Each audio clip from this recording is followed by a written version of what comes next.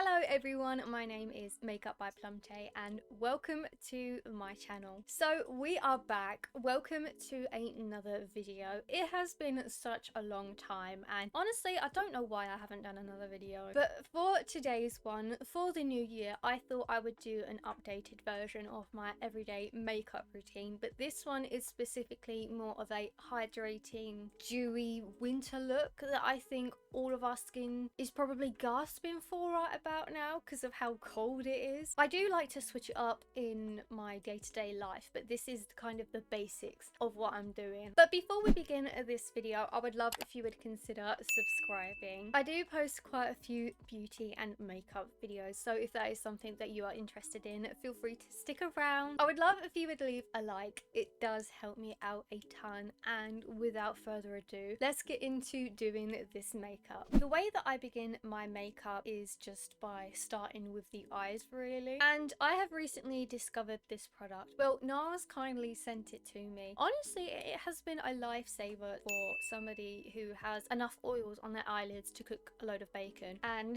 this is the NARS Smudge Proof Eyeshadow Base. I think this is probably one of the only eyeshadow bases that I have used where the eyeshadow actually stays all day. I never actually owned any NARS products beforehand, so when they decided to kindly send me some, it was very exciting. And when I used this, I was like, oh my god, now I'm actually screwed because I don't know too much about NARS, honestly. I think they're a bit expensive. I think I'm gonna still have to go through with finding the eyeshadow base that can deal with my eyes, or I'm gonna have to fork out alone just so my eyes can stay glittery all day. We'll see when that time comes. For my eyeshadows lately, I always go back to the same palettes. I switch up what eye look I do based on the clothes I'm wearing, so you can't really see it, but I've got hints of pink throughout my outfit, so I'm going to go for a more pinky look. But the ones I do tend to go towards palette wise are the NYX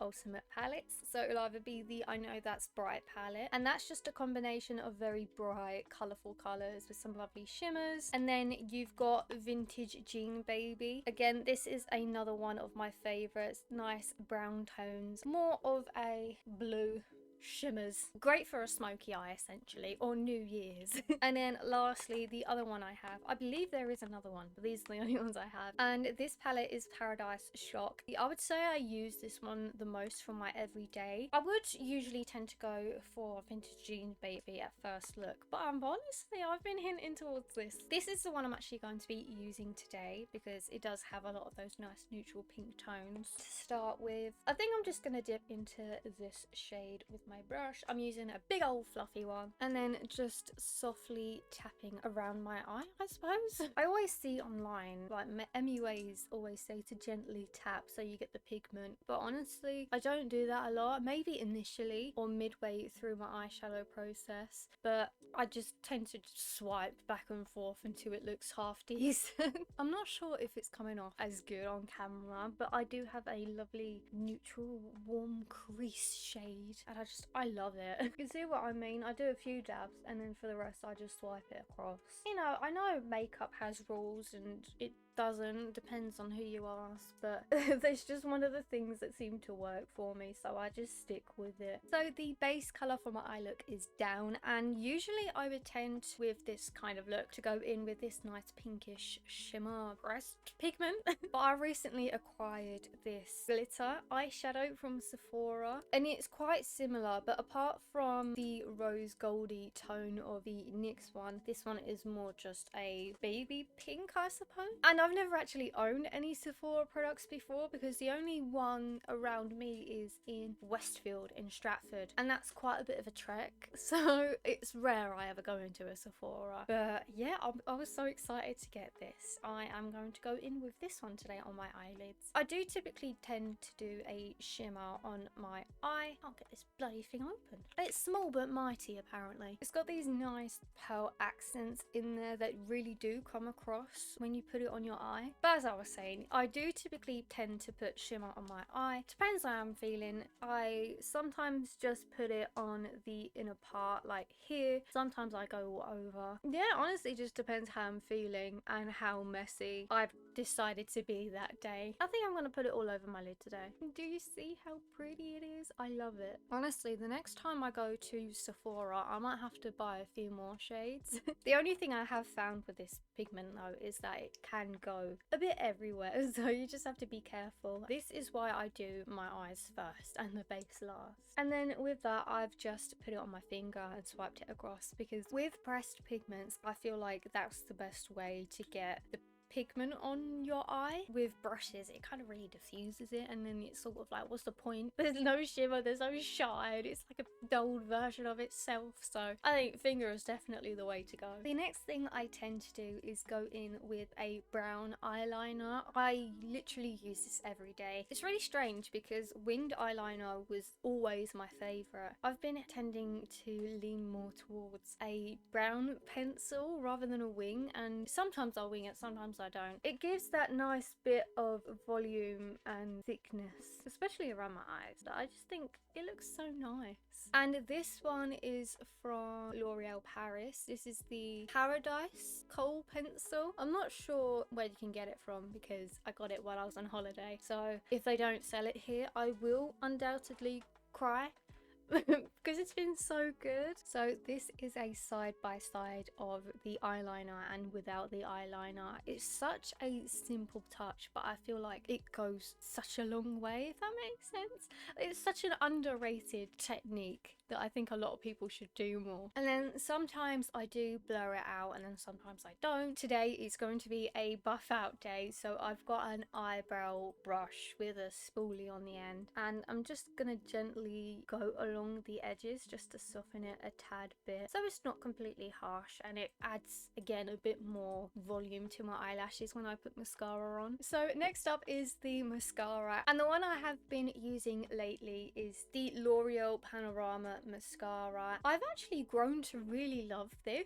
The only issue I find sometimes is that it's really hard to get off. As long as you use some micellar water and then go in with your face cleanser, then I found that it's alright, you know. Also, I found out a tip the other day during my NYX masterclass that I have been using since I have discovered it, and it has changed my life. So instead of just curling your lashes, going in straight for the root, you want to curl the edges of your lashes first, give them a bit of a bend essentially, and then after that, then's when you go for the root. It bends the top half backwards, and then you're bending the rest of it backwards. Something else I do actually is I always try and keep my eyes as closed as possible. With that, I feel like it's probably no scientific evidence for it, but I feel like you can get to your root of your lashes a lot easier. Everything I'm basically saying today, I don't know if there's any proof behind it, I just know it works. It's just things that I've done. I mean, apart from the eyelash tip, that was from an actual MUA. That's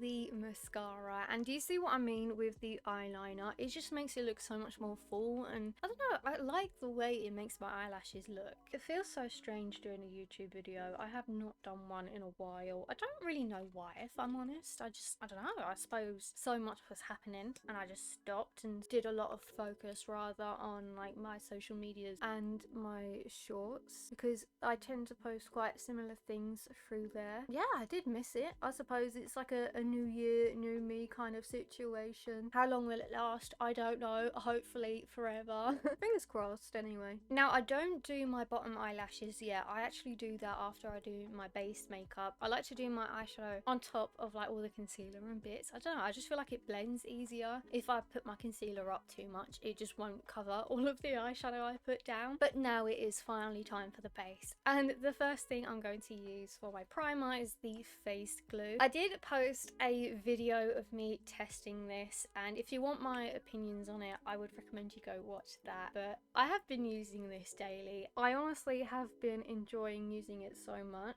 It took me a while to get used to the idea of putting something that looks like glue on my face, because I don't know, it's strange to me. It's such a weird concept, but like a good weird. And I have found that this primer honestly makes my makeup last so much longer, and that's what I want, because as I said, I'm a very oily person. The more help I can get, the better for everybody, honestly. Oh, that was the lid, wasn't it? And while I wait for the primer to get tacky, I'm going to talk to you about this Lottie London product I just started using. This is the Bright Bounce Under Eye Brightening Corrector. I've only used this once, but I really enjoyed it. I have a lot of trouble around my eyes with it looking not necessarily cakey but not hydrated, if that makes sense. I used this the other day and I thought it made my eyes look so nice but also very hydrated. I don't know the best way to describe it. I suppose it's kind of more of a wet formula. So this is what it looks like with it, and then this is what it's like without it. And do you see what I mean about how hydrating it looks? Yeah, I never used an eye corrector like brightener before. I still don't really know the difference, if I'm honest, but it looks nice, it feels nice, so I'm gonna keep using it. For this, I like to use my finger because I feel like it makes the product melt easier and blend easier when I apply it. And then afterwards I go in with my trusty Maybelline Fit Me concealer. This one I'm using is in the shade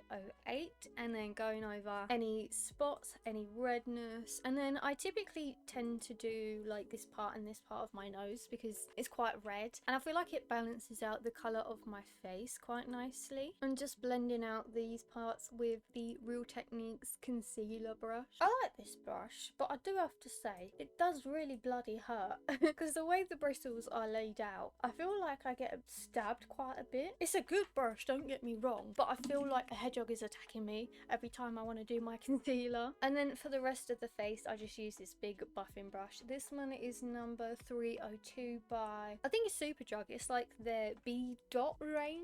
Now that I'm looking as pale as anything, we need to get some colour back into me before somebody calls up a coroner to complain about me wandering out of the building. And to do this, I'm using the Mina the No Rule stick in 677. This has honestly started to become my favourite step of makeup, which is strange because if you knew me literally like I would say maybe 4 years ago, I was more of a powder matte as anything kind of person. I wanted no shine to be involved in my life, and now I'm literally a 180. I'll just add some along this part of my chin. One of my biggest fears is actually forgetting about when I put the bronzer on my chin, and I just walk around with this strip that I don't even notice because it's kind of not in your face. And then for my nose, I've started using this quite small dense flat brush to blend around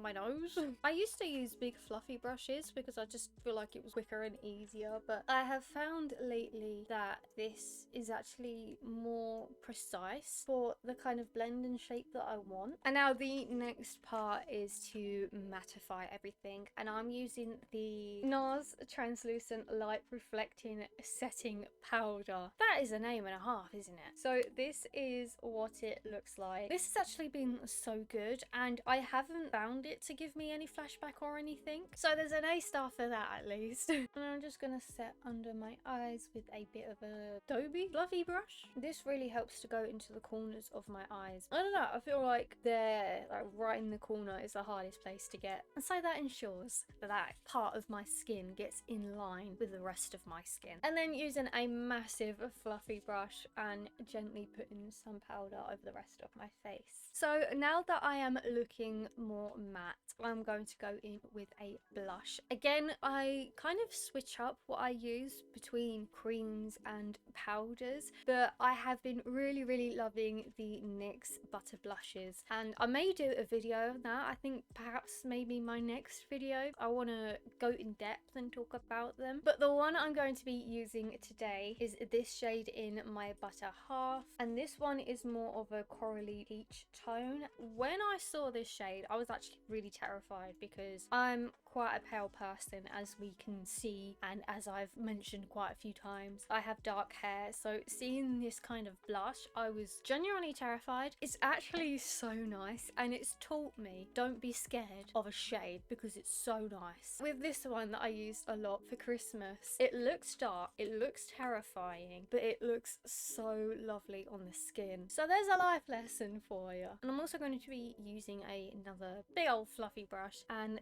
gently brushing it along the sides. You know, typically with this blush, because it is so pigmented, I end up with too much on my face. So I usually go in with the powder brush that I used earlier to diffuse it. But it's looking quite contained and good today. Although I am filming in a dark room, so that may not actually be the case. Next from here, it's time to do some highlight. And again, I'm going back in with a Mina No Rule stick. This one is in the shade 312. And it's a really nice, I would say, gold shade. But not overly bright and bronzy. Just like a nice pale kind of champagne-y colour. And what I literally do is a strip like that and then diffuse it slightly with my finger, and that's it.